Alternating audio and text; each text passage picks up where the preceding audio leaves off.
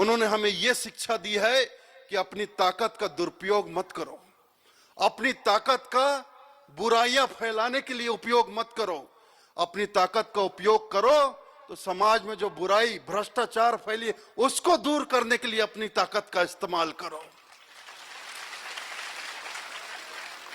इसीलिए हमारे साहब ने जहां भी बुराई देखी, चाहे हिंदू में हो चाहे मुसलमान में हो, उन हर बुराई का उन्होंने विरोध किया, बुराई फैलाने वालों को फटकारा।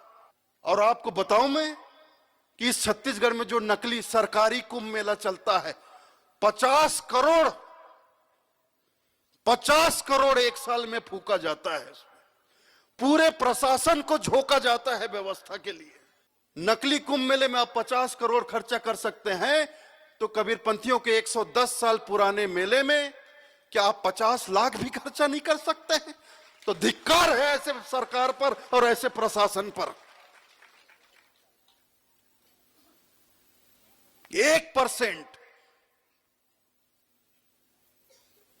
नकली मेले में आप 50 करोड़ खर्चा करते, हमारे पारंपरिक 110 साल पुराने कबीरपंथी मेले में आप 50 लाख, 1% तो खर्चा कर सकते हैं। और वो भी नहीं कि लुटाओ पैसा व्यवस्था के लिए, बिजली के लिए, पानी के लिए। अगर नहीं कर सकते तो आप क्या हैं? आप क्यों बैठे हैं? आप कैसी सरकार है ये? क्या संस्कृति विभाग जो हमारे छत्तीसगढ़ में चल रही है वो सिर्फ एक ही स्थान के लिए है, एक ही मेले के लिए उसकी जिम्मेदारी है?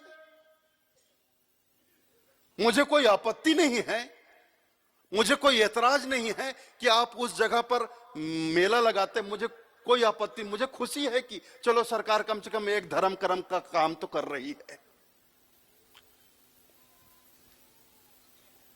नकली ही सही, लेकिन धार्मिक मेला, कुछ तो धर्म का काम सरकार कर रही है, मुझे खुशी है।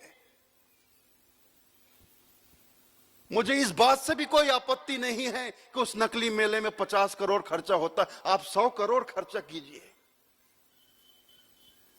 लेकिन आप कबीरपंथियों के पारंपरिक 110 साल पुराने मेले को अनदेखा नहीं कर सकते, इसकी उपेक्षा नहीं कर सकते।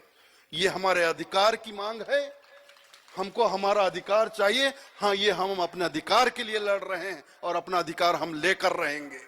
हम भीख नहीं मांगेंगे। क्यों भीख मांगेंगे? लोकतंत्र है, लोकतंत्र में जनता ही राजा होता है, बाकी सब नौकर हैं और प्रतिनिधि हैं। जितने नेता है सब हमने चुनकर अपना प्रतिनिधि बनाया है।